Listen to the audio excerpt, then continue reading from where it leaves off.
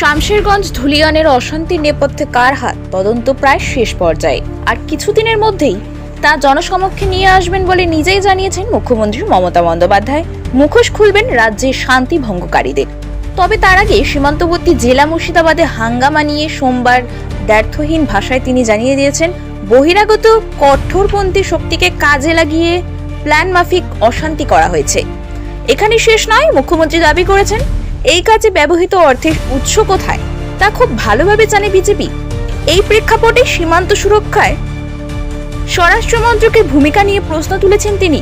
নাম না করে অমিত শাহের বিরুদ্ধে বাংলার অগ্নিকন্যার তোপ, সীমান্ত সুরক্ষায় লবডঙ্কা, অথচ অ্যাক্টিং প্রাইম মিনিস্টার হয়ে দেশ চালাচ্ছেন। তারা করছেন দাঙ্গা আর গালাগালি খাচ্ছি আমি কেন?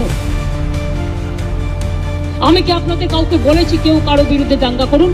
আর বিএসএফ বা কেন গুলি চালিয়েছিল? বিএসএফ যদি গুলি না চালাতো পরের দিনের ঘটনা ঘটতো না, এটা আমার দৃঢ় বিশ্বাস। একেবারে প্ল্যান করে এই ঘটনা ঘটানো হয়েছে এবং যারা এই ঘটনায় পরিচিত হয়েছে, প্রভোক্ত হয়েছেন এবং একটা কমিউনিটি আর একটা কমিউনিটির উপর ঝাঁপিয়েছেন। আর এই জেলায় আমি দেখছি বহিরাগত কিছু লোক এসে ধর্মের নামে বিধর্ম কথাবার্তা বলে তারাই কিন্তু দাঙ্গা ঘটিয়ে সবচেয়ে আগে পালিয়ে যায়। Talking about prime minister, but who is now acting prime minister. Sorry, may I repeat, who is acting prime minister of this country? I don't know. Somebody told me there are some students. So may I ask you, who are?